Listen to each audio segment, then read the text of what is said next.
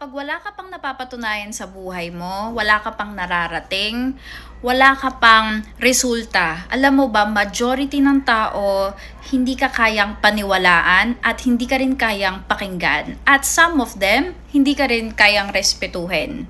So, nagigets niyo yung point na some people are so logical na maniniwala lang sila sa'yo o re-respetuhin ka lang nila base sa resulta na meron ka, sa nakikita ng mata. Alam nyo, that is one of the harsh truths na natutunan